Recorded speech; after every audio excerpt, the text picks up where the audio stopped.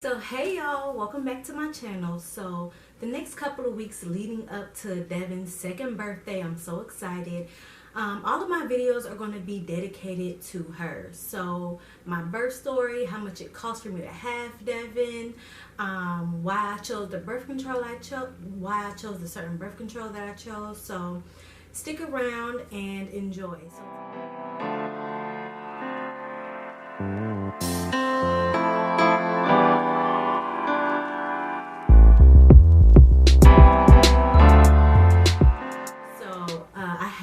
Devin February 3rd, 2018. So February 2nd, so a week after my birthday, after my baby shower. So that Friday, February 2nd at 3 o'clock, I got off work and I went straight to my OBGYN for my 38-week checkup. I really didn't keep up with the weeks that I was pregnant because I had like the period app and it would just tell me, oh, you're 36 weeks in 2 days. So I went in for my checkup. And I'm telling the doctor, like, yeah, you know, her dad needs these papers signed, he needs these papers, and all this other stuff. So the nurse comes in. So my doctor walks out. My nurse comes in. She checks my blood pressure. She doesn't say anything. Usually she'll say, oh, your blood pressure is really good. How have you been feeling? But she literally checks my blood pressure, doesn't say any blood pressure, and doesn't say anything. So I'm like, oh, okay, this isn't good. So she walks back in.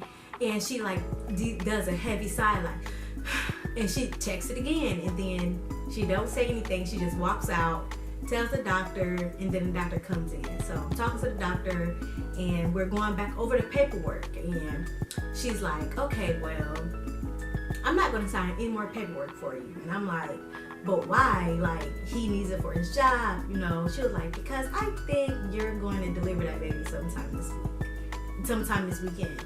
So I'm like, oh yeah, no, I'm cool. But anyways, like I was saying, she was like, no, we're about to induce you for labor. I'm like, why would you do that? So I had to get induced because I had developed preeclampsia. And it's basically when your body has a lot of protein and it holds like a lot of water. So I was really, really bloated. Like I literally looked like Professor Clumps. And it was very unattractive. So the only way to get rid of preeclampsia is to deliver the baby. They don't know why it happens. That's the only cure for you to get rid of preeclampsia. So she's like, head over to the hospital, get checked in, get registered in, and I'm gonna start sending them instructions. No hospital bag was made. The house wasn't clean. It was a mess. Okay, and this was days leading up to my pregnancy. So Devin was supposed to be due February 22nd. Well, I was like, well, I have plenty of time to like clean up and make the hospital bag, right? No. So Devin goes to the house, tidies up a little bit, makes the hospital bag. Well, he calls me like, what goes in a hospital bag? So I asked my nurse, Christy, who was absolutely amazing. I asked Christy, and she was like, you really don't need anything but a change of clothes for the baby. She's like, we provide everything. If the mom is going to breastfeed, obviously she doesn't need any milk. But we provide wipes, we provide the diapers, we provide all of that stuff. So you really don't need anything. But if mom wants a pair of clothes to change into, I would put that into the bag. So the doctor's like, well, I want to induce her labor, so I'm going to give her a Cervidol. So a Cervidol is like this little strip, and it has like pricklies on it. So one side of the surface is flat, the other side has like little grooves on it. So they're literally going to insert that into your vagina and attach it to your cervix to induce your labor. So it's very uncomfortable and it's very, very painful because it's literally something attaching to your uterine wall. So they put that in for a couple of hours, but they're watching the rate and they're like, the baby's heart rate, every time I'm having a contraction, the baby's heart rate is going down. This is how dense I am. I didn't even know I was having a contraction. So the nurse comes back in like, yeah, you know, you're having contractions now. And I'm like, really? And she was like, yeah. I'm like, oh, if this is it, then I can take this. She was like, oh, it gets worse.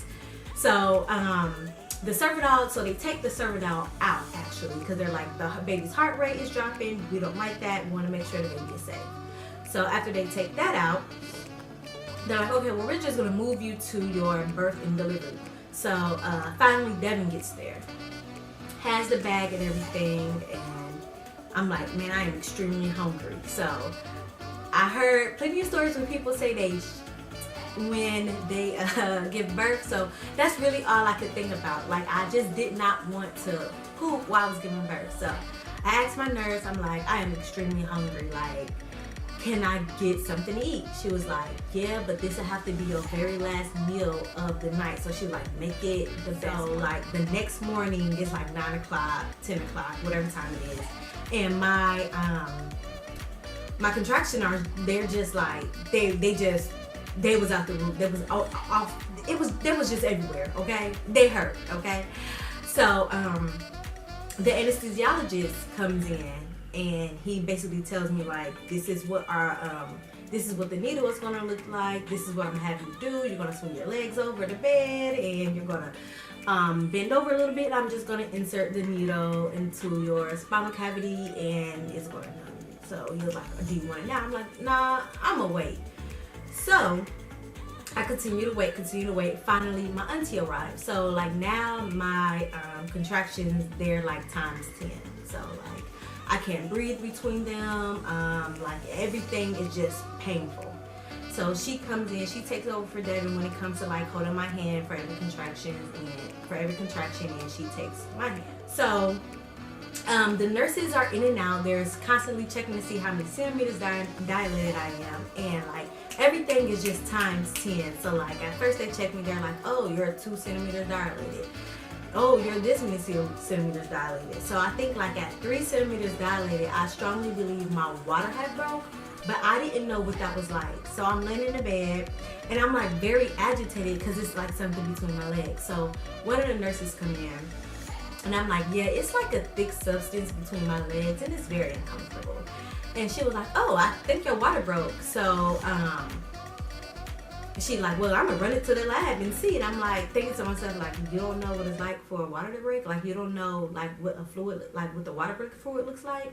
So she comes back, she's like, yep, your water has broke. So everything should be happening as soon as possible. I'm going through contractions. I'm having them like every 2 minutes and they're lasting like 15 seconds. So I really can't concentrate at this moment. So I already denied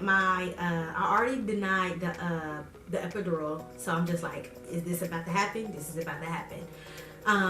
So they're coming back and forth. The nurse is like, oh, you're 3 centimeters dilated. Oh, you're 4 centimeters dilated. You're 5 centimeters dilated. Oh, I jumped from a 5 to like a 5 to a 7.5. And so then they're like, they leave, they come back, and they were like, oh, it's time to push. Like, she's dilated all the way. And I'm like, what? Wait a minute. Hold on. What am I supposed to do? Like, they don't be like, this is like, they don't prepare you for this at all. So I'm just like, oh my God, how am I going to breathe? Because we took a birthing class for like 12 weeks. I'm like, how am I going to breathe? Am I going to do the shh, or I'm just going to do the what am I going to do? So they're steady getting everything in. The doctor comes in. She's like, auntie, grab this leg, put this leg up. Jasmine, put your right leg up. So I'm just up in the stirrups, legs out open. The doctor is in and ready to go. So like I said, the nurses are still going. They haven't told me to push yet, but Devin literally is like, her head literally knocks and I feel it in my booty hole. And it lifts my whole body off the bed. And I'm just like, I gotta push. And they're like, Jazz, if you gotta push, if you feel the need to push, push. And I'm like, no, I'm scared. They're like, Jazz, you gotta push. So right when I push, I scream, I want epidural. And the nurse is like, it's too late. You just gotta do it naturally. And I'm like, bro, no. So my auntie is like, doctor, she want an epidural, she want an epidural. The doctor is like, it's too late. We just gotta go through it. So I'm pushing, I'm out of breath. I'm pushing, I'm out of breath. Sometimes I wasn't even pushing. Like, that's how out of breath I was. Like, when I say I literally could not breathe, I could not breathe. Like, I didn't know how to breathe for one. And when I would try to breathe, it was just too much for me. So finally they're like, Jasmine, if you do not push this baby out, you're gonna go in for an emergency C-section. So I'm just like, they're like, you need one big push. So I think I pushed probably a good 5 times. And the 5th push, I had to turn into the hawk, and I was like, "Argh!" And she came out.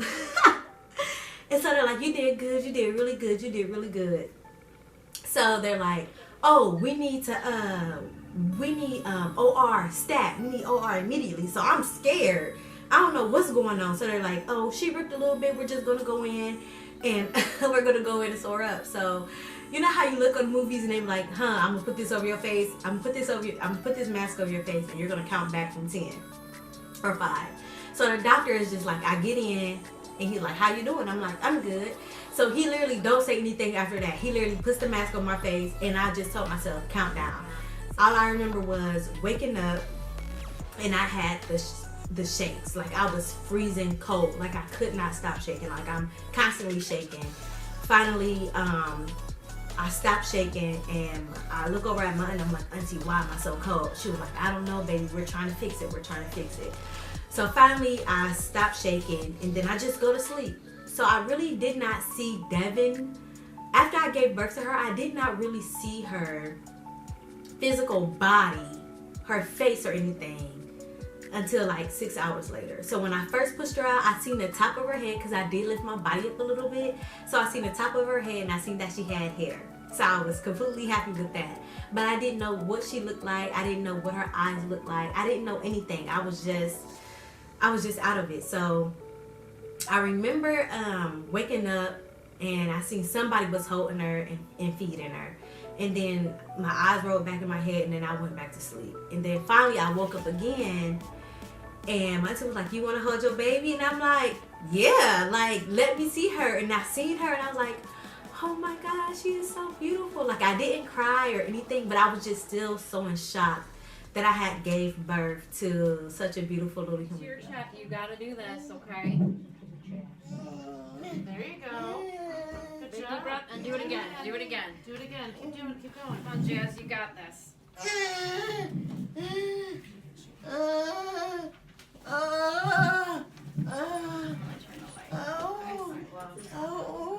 You got this.